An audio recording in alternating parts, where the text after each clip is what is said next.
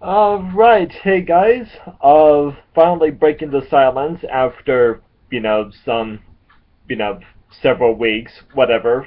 Um, I figured, just to get back into the swing of things, at least for the moment, um, I've wanted to show off a couple of things, and, and update you all who may be watching this on what's been going on, seeing as how I have nothing better to do with my time right now. So, um, things are going great for the most part. Still unemployed, technically speaking, but they are. But so I've got unemployment coming in, and it's going to be things are starting to look up. I've got an interview on Tuesday for a copywriter position, and then I'm looking at a couple of at-home gigs for the couple of work from home gigs that maybe can turn into something full time. Maybe, I don't know. But uh, you know, I've been using this time to get some writing done. Of course, things are going fantastic with my I Am the Abyss project that I'm working on right now, and we're I've got about 6,000 words down on it, I think, and you know I expect that I'll be able to hit 11,000 by the time the deadline comes around. So that's going along fantastic. Working on a new Drag Crowley story for the next Haunted Traveler, which is coming out in August. I believe. I mean, sorry, the submission deadline is in August. But I'm working on a new Drag Crowley story, continuing where the first one left off for you guys who may have read it. And, this one is you're actually going to have to pay for, because Weasel he's expanding the business right now, and it's gonna be it's gonna be awesome. I've also got several new additions to my collection that I've made recently. I just a few days ago found Stuart Gordon's From Beyond, which I've been looking for months, and it's just I was beyond thrilled to finally get it. I haven't watched it yet, but I'm about to. I and a couple of other films, a couple of other Lovecraftian films, a couple of other horror films, just that anybody needs to have. Um, and then I've got several new books on the way. The first Restoree, I just have one more payment that I need to do on that one. First edition, first novel from Anne McCaffrey, God bless her soul. And we're going to, I'm just one more payment away from having that. But in addition to that, I have finally finished Songs of a Dead Dreamer, which for bad glare, there we go. I finally finished Songs of a Dead Dreamer, the debut collection from Thomas Ligotti. For those of you who may remember, I posted a fantastic, just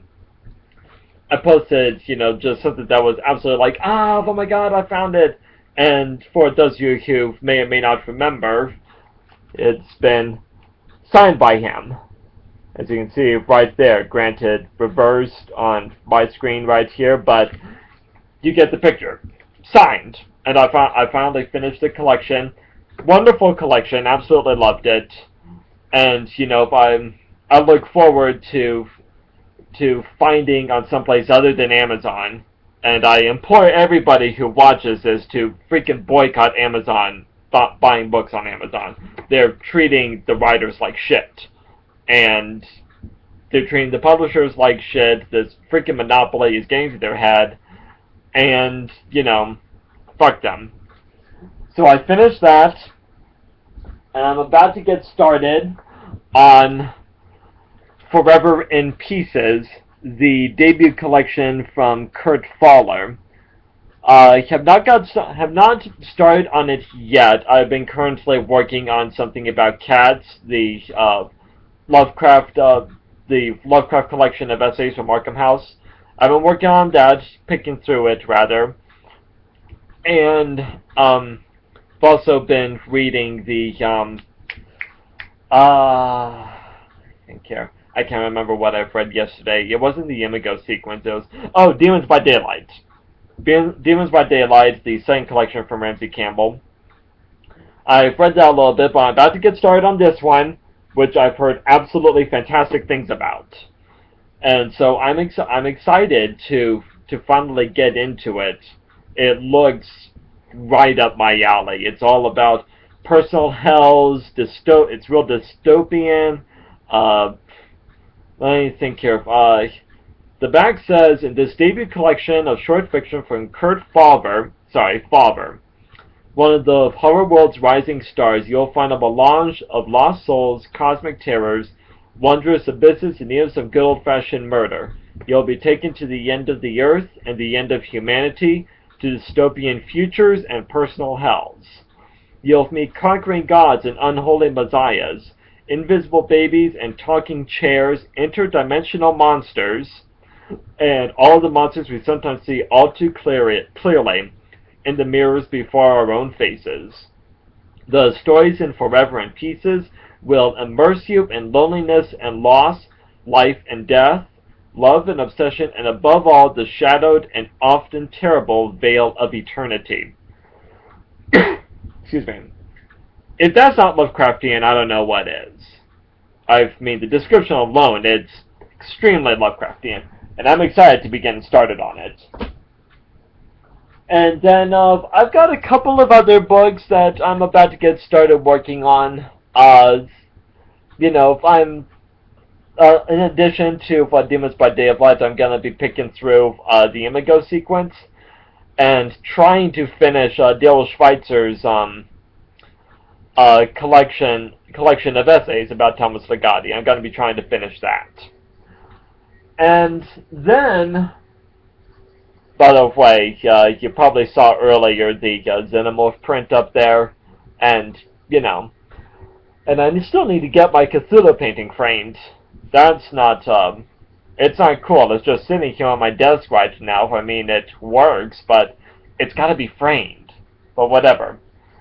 Speaking of framing, I've got another fantastic piece of artwork. It just came in. I just opened the package a few minutes ago.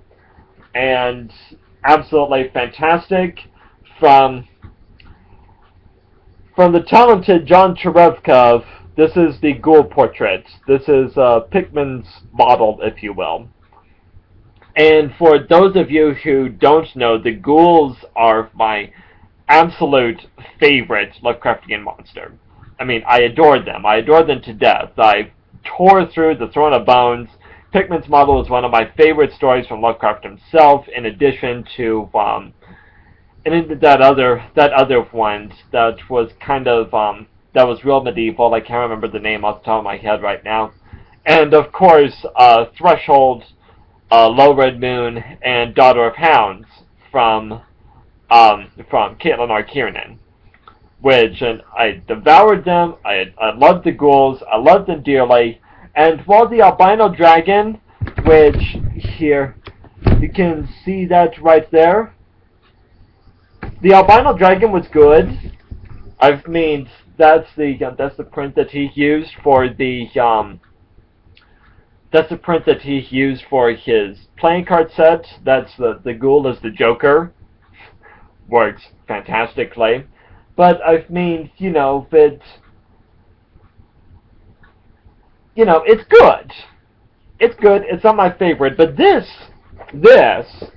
I really think that that this is the personification of what a ghoul really needs to look like. Jason Volek from The Unquiet Void introduced me to him by posting a picture of this backpack, I think it was. This leather backpack. And I was just like, oh my god, no, it wasn't. It was a life-size statue of one of the old gods. I can't remember, but he posted that on his Facebook page, and I was like, "Holy crap, that is awesome!" And then I found him on DeviantArt, and I was just like, "Oh my god, I love your portrait of the ghoul." And John, he's really nice, fantastic guy. He was just like, "Well, thank you."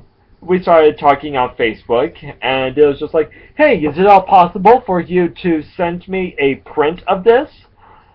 And John was like, "Well, it's out of print right now." And I was just like, "Really? Oh, damn! That would have been awesome." So, but then John told me, "Well, you know what? If you're willing to pay for it, I'm willing to print it." So I was just like, "Oh my god, that would be awesome." So he did it. It's magnificent. It's big. I mean, it's like 15 inches across, I think. You know, it's a good size. And you know, if I'm trying to decide if I want to frame it or not, I mean, it's a print. It's not an original deal. But to me, you know, if I framed Brett Gray's prints, his charcoal prints, so I'm probably gonna frame this eventually. But because because so much white space is taken up, I think that I'm gonna need to get a larger model, than a larger frame than what you can get at Walmart or something. But you know, I have to custom frame this guy and the albino dragon one, and Jason Volek signed Unquiet Void poster here if I'm gonna need to frame that. So you know, oh, and then the H.P. Lovecraft print that I got at the Texas Frightmare weekend.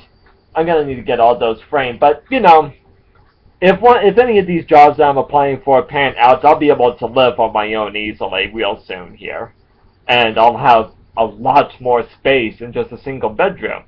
I mean, granted, I like my bedroom, but you know, it's getting small. The walls are very crowded now. So, you know, it's about time to start moving on. But I think that's about it for now. I've got a Cthulhu idol, a new Cthulhu idol from Jason McKittrick that's coming in the mail real soon here. So I'm probably gonna post a video so I can show that off. And in addition to the cultist medallion. So I'm gonna need to do that. And Jason, if you're watching this, please get started on the Yig statue. I'm anxiously awaiting it.